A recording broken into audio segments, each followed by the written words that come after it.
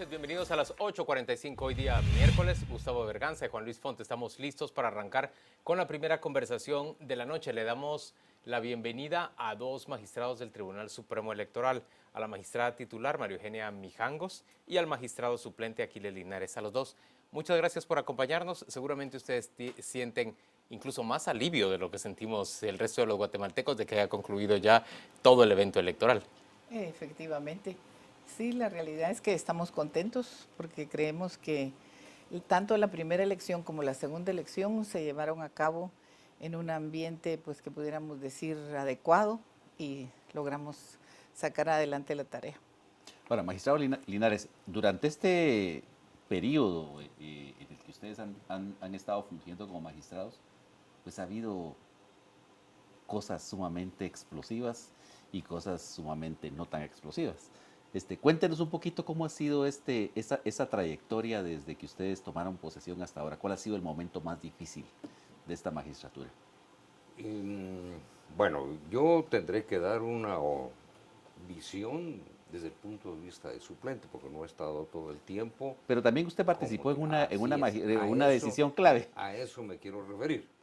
De tal suerte que, respondiendo a su pregunta, yo tuve la experiencia de estar en el momento en que el Pleno, puesto que había discutido plenamente una situación de mucha conflictividad, que era el ejercicio de la señora Valdetti como secretaria general del Partido Patriota y de la campaña anticipada que había hecho el Patriota, en el Pleno en donde yo estaba por ausencia precisamente de la compañera Mijangos, quien estaba ausente del país, tomamos una decisión bastante delicada, que era ni más ni menos, primero, sancionar al partido y segundo, ordenar que la inscripción de la señora Valdetti como secretaria general del partido se cancelara. Esta creo que fue una de las decisiones más importantes, trascendentales, y que en mi criterio todavía no se ha evaluado como un fenómeno que se produce dentro del Patriota y que probablemente contribuye a todo un proceso que culmina en lo que culminó. Es que realmente fue la primera, llamémoslo así, el primer contratiempo, el primer golpe que recibió la Candidatura del Patriota. La candidatura del Patriota y la vicepresidenta. Así es. María Eugenia, fue también sumamente difícil toda la discusión que se estableció adentro del Pleno respecto a con cuánta gravedad debía sancionarse la campaña anticipada del partido líder, sin duda. Ajá.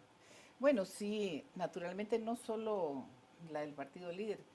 Yo lo que me recuerdo es que cuando llegamos nosotros a la magistratura, prácticamente se nos recibió desde todos los medios de comunicación diciendo, bueno, el primer reto del Tribunal Supremo Electoral es qué va a hacer con la campaña anticipada, y se está refiriendo a la de todos los partidos. Y ahí es donde nosotros tuvimos que hacer, digamos, una deliberación muy seria y aplicar la interpretación histórico-evolutiva de la ley, porque realmente la ley actual que tenemos no nos ayuda para nada, es un instrumento completamente ya fuera, digamos, de la realidad. Fueron decisiones difíciles, por ejemplo, la suspensión de 15 organizaciones, de 11 organizaciones, la que aludía el magistrado también acá. También fue difícil llegar a la conclusión que debíamos levantar la suspensión, porque también tenían que hacer sus asambleas, porque ya se iba a iniciar ese proceso. Y poco después de que levantamos la suspensión fue cuando se dio, digamos, de nuevo la violación de parte del Partido Patriota y se llegó a lo que, digamos, el magistrado Aquiles aludía. Ahora, la decisión de suspender al líder pues se dio juntamente con las otras. Sin embargo, decisiones que se tuvieron difíciles respecto al líder fue, por ejemplo, cuando se le tuvo, digamos, que reducir del techo electoral, que fue, me parece que 2 veces, ¿verdad? Y de ahí también que hubo necesidad de también hacer esta interpretación que yo le decía y tratar de poner unas multas que realmente fueran significativas, que tuvieran por lo menos pues alguna, pudiéramos decir, correlación con todo el gasto que se hace actualmente en campaña electoral. Los magistrados ya discutieron en este momento si habrán de cancelar o no al partido líder. Mire, no se tendría que discutir, puesto que eso está, digamos, ahí en la ley establecido. Y creemos que sí se han dado Las condiciones las para cancelarlo. condiciones como para cancelarlo, pero la realidad es que también es una discusión, pues es una decisión que sí la tenemos que tener, la tenemos pendiente, se puede decir, pero sí está presente. Y todavía también tenemos, se tiene pendiente, bueno, el cierre de la primera vuelta, pues, de las elecciones generales. Sí, es cierto. Yo quisiera agregar algo a lo que dije anteriormente en torno a los momentos más álgidos, más complicados, más debatidos. Y es todo el proceso que se llevó en torno a la iniciativa de reformas a la ley electoral de partidos políticos. Ahí participamos los 10 magistrados, titulares y suplentes en las mismas condiciones. Y esta sí fue una etapa que fue debatida, muy debatida, y que por supuesto se llegó a conclusiones colectivas, sin enfatizar alguna u otra posición en el articulado. Pero sí hay evidentemente diferencias en torno a una decisión colectiva. Ahora, digamos, Tal- llama también perdón, la atención tal vez. el hecho de que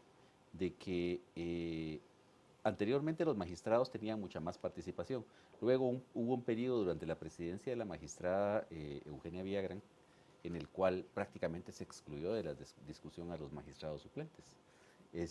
Y bueno, ahora cómo ha estado la participación de los magistrados suplentes en esta nueva magistratura. Aparte de la ley electoral Bueno, que me dice. en esta que se intervino titulares y suplentes es una situación excepcional, porque en las otras oportunidades en que suplentes participamos en el Pleno, fueron debidas simple y sencillamente a porque exactamente ausencias de uno u otro. Solo en una ocasión que yo recuerde participamos 3 suplentes, porque no estaban 3 titulares. En todos los demás casos, 2 y en la mayoría 1, su servilleta. Ahora, mire, magistrado Linares, pero ¿puede llevarse bien el curso de la administración del Tribunal Supremo Electoral participando esporádicamente de los plenos? Con franqueza, no.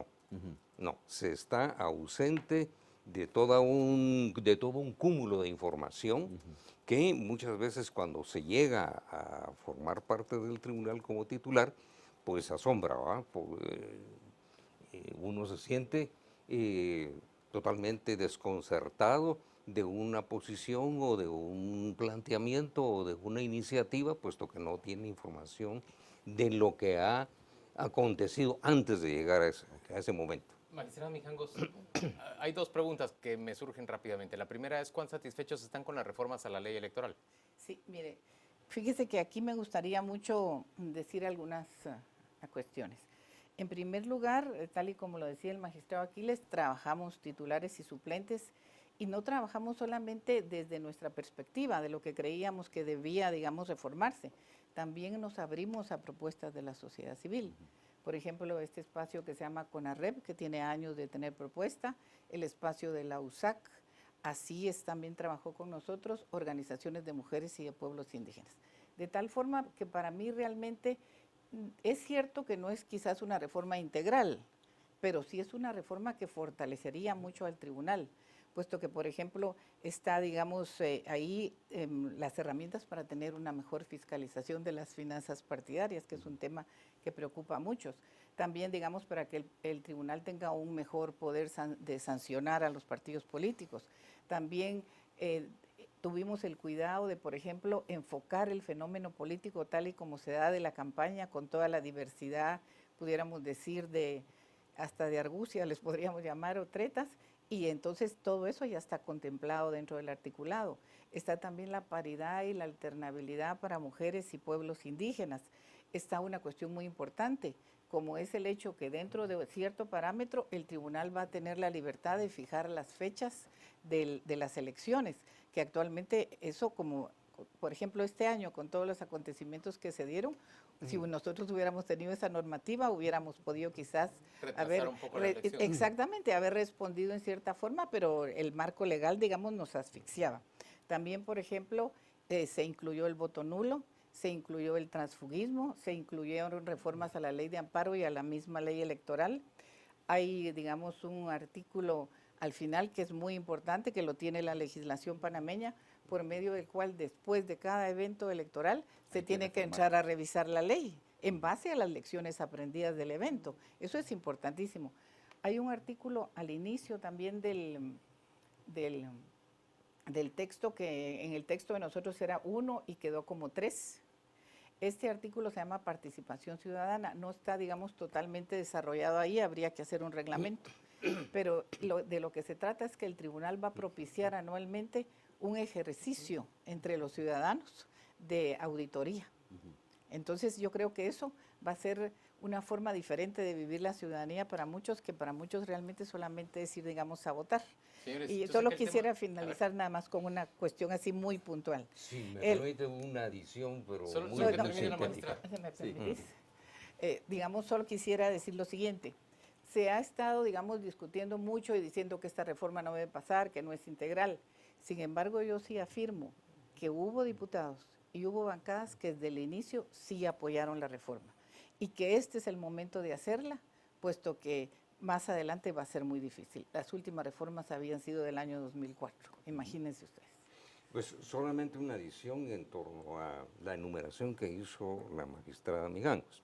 Y es una iniciativa que se tiene en torno a la presidencia del Tribunal Supremo Electoral. En mi criterio, se democratiza la conducción del Tribunal Supremo Electoral. Se hace rotativa la presidencia. Así es, así es.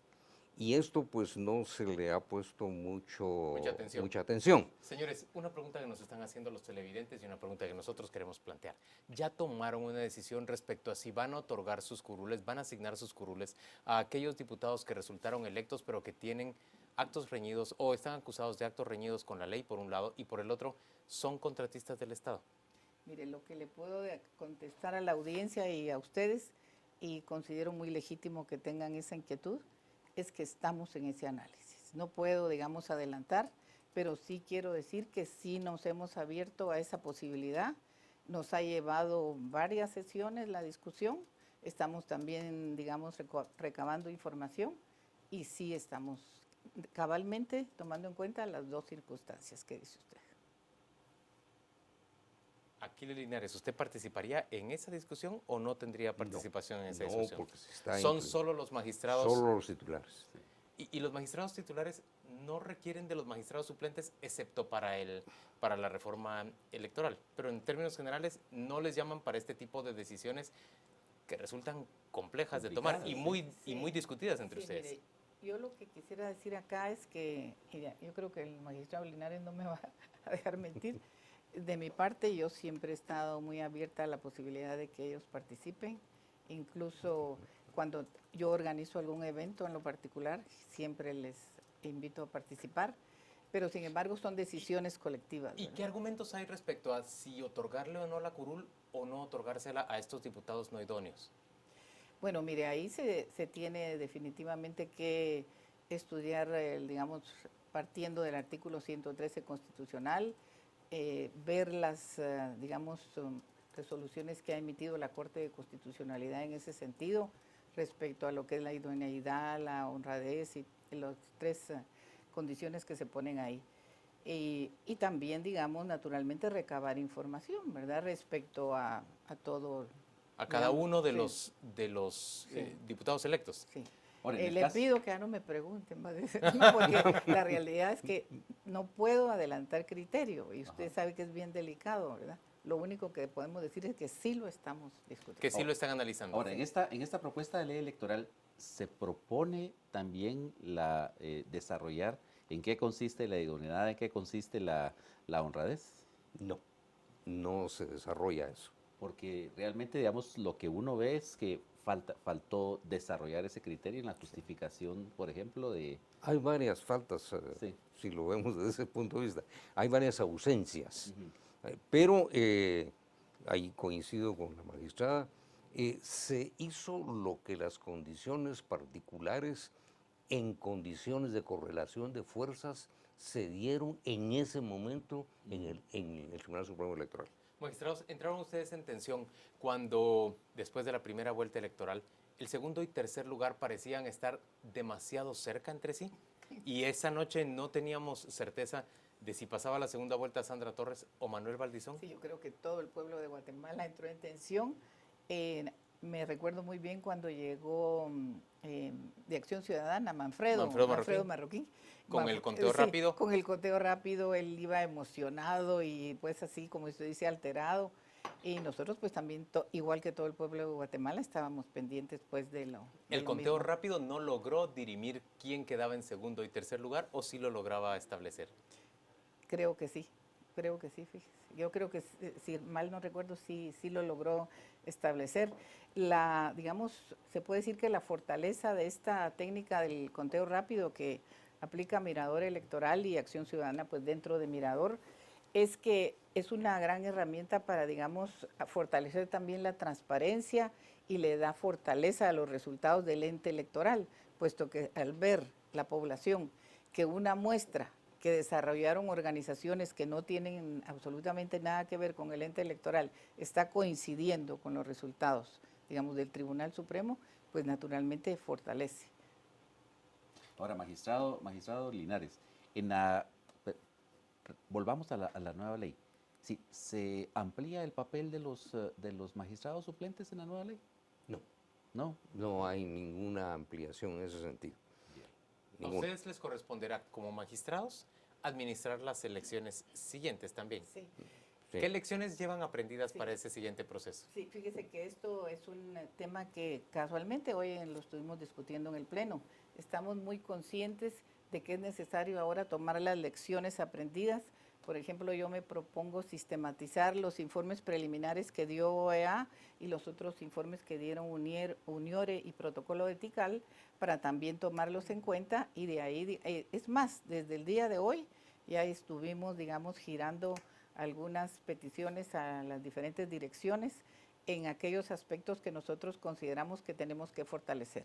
Y uno de estos, naturalmente, es la auditoría electoral, porque sí hay, digamos, debilidades de parte del tribunal. Yo creo que es bueno reconocerlo y también tratar no quedarnos durmiendo en los laureles, porque hemos recibido muchas felicitaciones de que el evento salió muy bien. También yo digo que en ese sentido la felicitación en realidad es para el pueblo de Guatemala, para la ciudadanía, puesto que ellos son realmente los que hacen las elecciones integrados en los órganos electorales temporales. Señores, perdón, termine usted, magistrada. No, solamente pues de que estamos muy conscientes, muy acertada su pregunta, lo vamos a hacer. Tenemos planes, tenemos varios proyectos como Pleno que queremos llevar a cabo en estos años y creo que vamos a hacer el esfuerzo de Magistrados, gracias por acompañarnos a las 8:45. Vamos a la pausa Gracias a comercial. ustedes. Volvemos dentro de muy poco para hablar sobre las perspectivas del próximo gobierno.